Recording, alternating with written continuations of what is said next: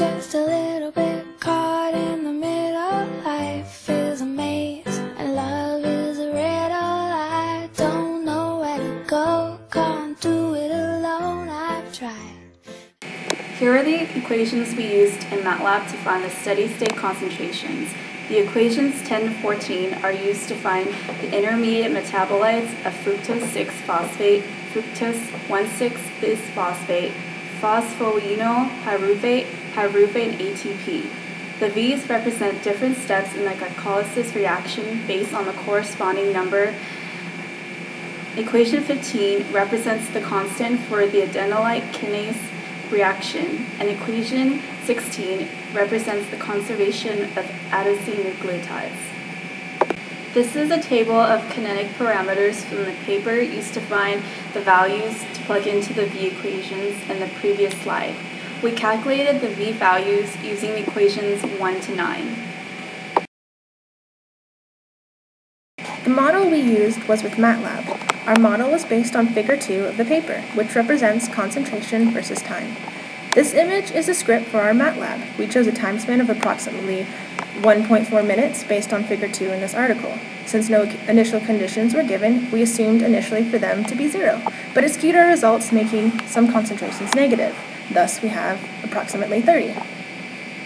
We used the ODE solver in Matlab, where we plugged in initial values of the V's. We varied the concentrations, the initial values of AMP, metabolites, ATP, to different numbers. We did this to show how the graph changes for comparison.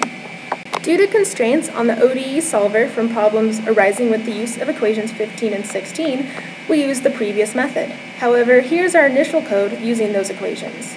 The script remains the same, however the function shown here contains all the values we calculated, but allowing Matlab to calculate the metabolite concentrations.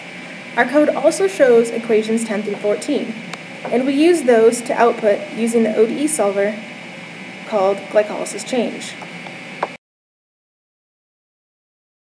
Due to not using equations 15 and 16, which causes oscillations for the different graphs, our figures are linear. This is because it doesn't show different value changes within one graph. Therefore, our results are split into 4 graphs, the first having low concentration in all V's, given their typical ranges in glycolysis, the second having low concentrations in V2 through V6 and high concentrations for V, the third having high concentrations for V2 through V6 and low concentration for V, the fourth with all high concentrations.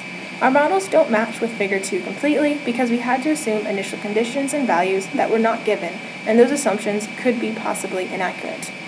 Figure 1, in the graph, the highest metabolite concentration was pyruvate and the lowest was ATP. This is figure 2. The highest concentration was pyruvate and the lowest was ATP. But each concentration rate change increased compared to figure 1. This is figure 3. The highest concentration was fructose 1,6-bisphosphate and the lowest is ATP. This is figure 4. All the concentrations appear to increase compared to figure 3. The highest concentration was fructose 1,6-bisphosphate and the lowest was ATP.